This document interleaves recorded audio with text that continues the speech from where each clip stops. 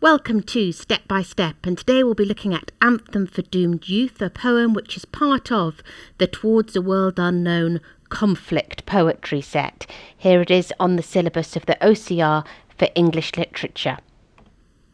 We're going to be looking at this, as it says, step by step, little by little, taking a stage at a time. The first thing you need to know is that this is written by Wilfred Owen. Don't worry about the first name. We don't want him to be referred to as Wilfred. Call him Owen throughout. The only reason it's useful to know his first name is so that you know he is a man. You're going to be referring to him as he, or the poet, throughout your essay. And it's useful to have some sense of the era in which this is written. And we see here that Wilfred Owen's dates put him clearly in the time of World War I. So this is a World War I poem.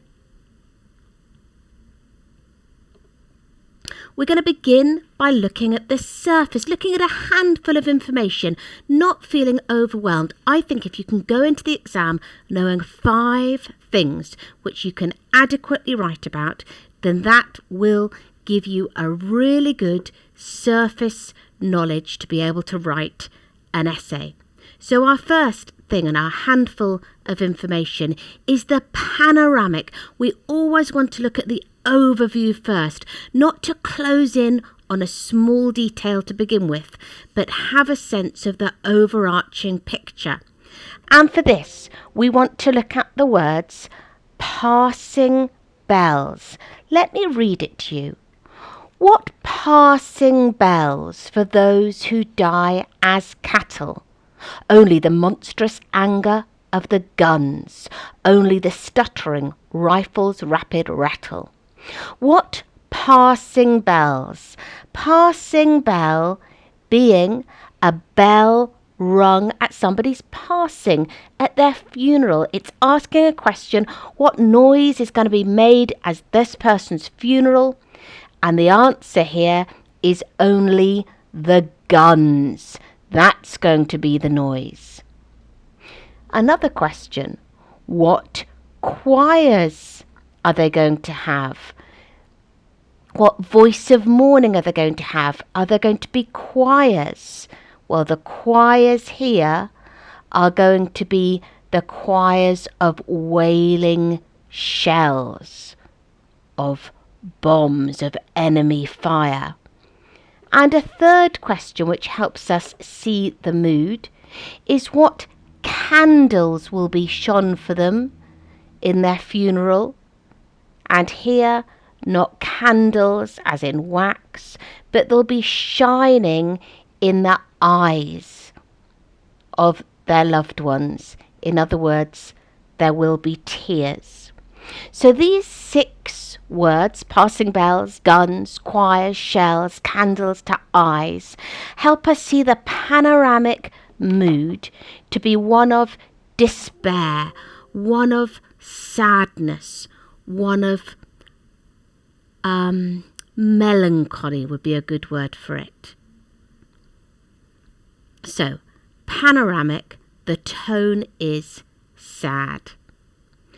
Going on more then to really home in on this tone, we can see it in certain words. Do you notice you're not having to learn whole lines off by heart? It is the odd word that makes for a much better essay, getting the really pertinent quotations. And here we have the what. What passing bells for those who die as cattle? And what are they given as their passing bells? Monstrous anger of the guns. Let's explore that word monstrous in more depth. Choose one word to really zoom in on. And choosing the word monstrous, we see that it's out of this world, it's out of humanity, it's beyond what is normal, it's wrong, it's ghastly. And that is what's put with a funeral, which should be ordered and loving and controlled. So there's a real disparity, there's a real wrongness in what you expect at a funeral and then what they're getting. Now, a mistake lots of people make with poetry and indeed with prose is to look just at the beginning of a passage. And so I want to encourage you, in looking at your tone, to choose a word to explore further down. And we're going to go right down to the bottom here to the final word there, blinds, and each slow dusk a drawing down of blinds. Well, further on we're going to explore this word blinds more fully, but just for now to see that this is a negative word, it's a heavy word, it's a sad word, it's a darkening word, which means that the whole poem is imbued from beginning to end, from monstrous to blinds, with a sense of despair. So we've looked panoramic, we've looked tone. Now let's look at the structure. You never want your answer to be only looking at words, only looking at language. We need to acknowledge that the words come in an order and that there's a structure to it which Owen has thought about. And here it is very firmly thought about. It starts with there are two questions. So each stanza starts with a question.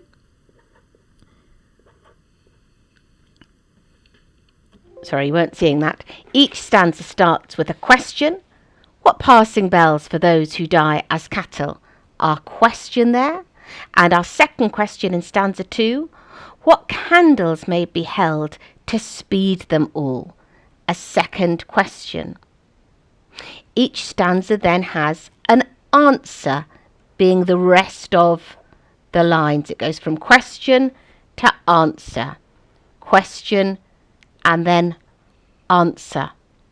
But notice that both the answers are negative. What are they given?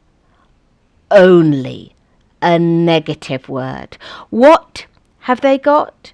Not. So both questions are both answers are very negative.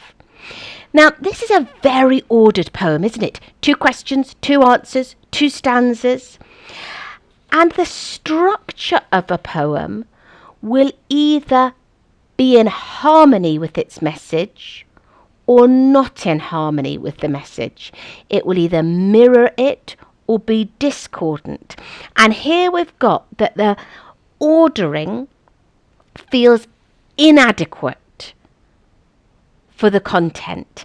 It's very ordered, and yet it's talking about war, it's talking about death, which is disordered.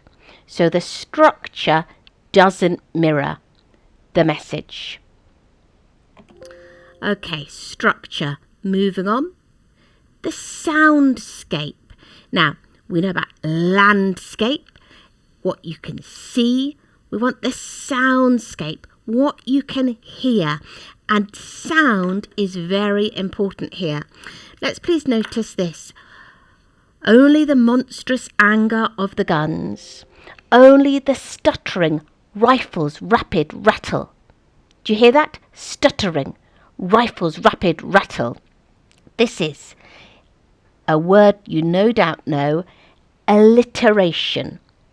And it is so effective because it is also onomatopoeic. That means that as I say the word, I am making the sound I describe. Rifles rapid rattle.